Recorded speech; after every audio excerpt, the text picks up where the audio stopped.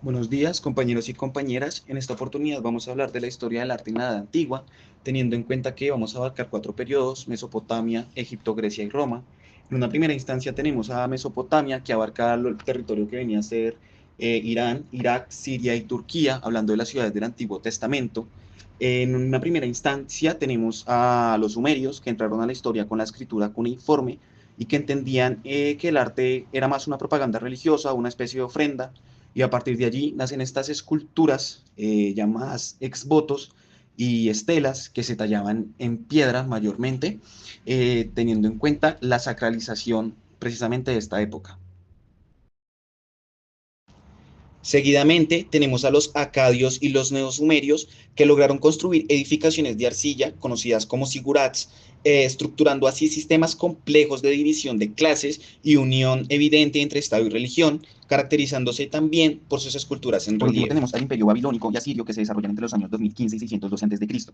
En esta época se reconoce que no solo se representaban las escenas de dominio hacia el enemigo, sino que también se gestiona desde el Estado una cultura de la crueldad. Grandes paneles narrativos sobre la conquista lo evidencian, y también pues, se reconoce en esta época la construcción de obras magnas de la ingeniería o la arquitectura, como la Puerta de Ishtar, que todavía se conserva en el Museo Británico, y los jardines colgantes babilónicos, que fueron un regalo que hizo Nabucodonosor para el cumpleaños de su esposa. Época prehistórica de Egipto. Es un periodo fascinante donde comenzaron a surgir las primeras manifestaciones artísticas y culturales que más tarde desarrollarían la civilización egipcia. Abarca desde 5000 antes de Cristo hasta 3100 antes de Cristo. Papiros.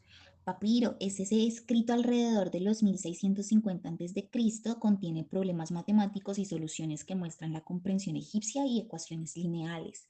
Pirámides, geometría y arquitectura. La construcción de las pirámides y templos requiere un conocimiento avanzado de técnicas para calcular áreas y volúmenes de figuras geométricas. Faraones. Sí, faraones, relacionado con la civilización del antiguo egipcio, desempeñaron un papel fundamental en la arquitectura y el arte, ordenando a los constructores planear y diseñar todo tipo de estructuras, todo tipo de arquitectura, todo tipo de simetría. Cleopatra. Cleopatra es la última faraona de la dinastía tolémica. Es una figura fascinante en la historia y el arte. Pedía simetría y proporción para crear obras de arte equilibradas y armónicas. No solo obras de arte, sino también estructuras que fueran con su diseño preferido. Tumbas. La construcción de las tumbas o la construcción de los templos son estructuras que requieren precisión. Se requería o se solicitaba decoración y detalle preciso, como puede ser la tumba de Tutankamón. Por último, tenemos los jeroglíficos. ¿Qué son los jeroglíficos? Son patrones geométricos que se utilizaron en la decoración de los objetos cotidianos, joyas, jarrones, arte, reflejando la integración de la belleza y el diseño de su época. Después tenemos lo que es la civilización de Grecia, donde se desarrolló el alfabeto griego inspirado en el fenicio. Aparecieron las leyes escritas y la práctica de los Juegos Olímpicos. Nos dejaron unos principios influyentes que fueron como la democracia, la filosofía, muy importante, y el teatro, que también fue igual de importante. Tuvimos a Pitágoras, el cual fue el famoso teorema de Pitágoras sobre triángulos y rectángulos. Tenían también un sentido místico y filosófico de los números, dándole proporciones numéricas en la música. Luego tenemos a Arquímedes, uno de los mayores genios griegos. Aportó la geometría del área, volumen y figuras curvas. Inventó máquinas y fundó la hidrostática, los cuales entre ellos y más filósofos nos dejaron lo que fue la geometría, la álgebra, entre otros. En el arte del ideal de la armonía y la proporción, los griegos creían que la belleza está en la proporción matemática. Ejemplo, en los templos como el Partenón, las medidas de columnas y frontones siguen proporciones numéricas para dar armonía. Polícleto y el canon de la escultura escribió un tratado llamado Canón, donde fijaba proporciones matemáticas para representar el cuerpo humano.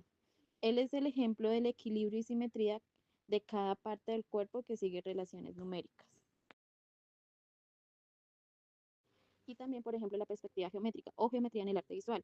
El arte griego combinaba la decoración con lo matemático, creando patrones repetitivos y proporcionales en los cuales se utilizaban en cerámicas y mosaicos como triángulos, círculos, espirales, meandros. Imperio Romano.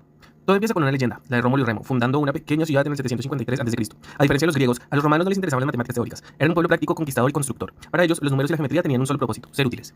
El verdadero legado de Roma no está en la filosofía, sino en sus construcciones monumentales. El secreto estaba en la geometría y la ingeniería. Sus arquitectos usaron la geometría para diseñar edificios que durarían siglos. Para crear grandes anfiteatros como el Coliseo, usaban la geometría del eclipse. Este diseño permitía que miles de espectadores vieran el espectáculo desde cualquier ángulo. Aunque los romanos admiraban el arte griego, su escultura tenía un toque propio. Era más realista y buscaba la proporción para honrar a sus emperadores y héroes. Los romanos, inspirados en los cánones griegos, utilizaban la proporción ideal del cuerpo humano en sus estatuas, dividiendo el cuerpo en partes para crear la figura perfecta.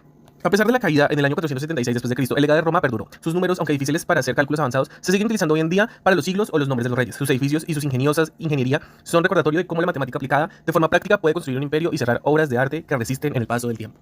Fin.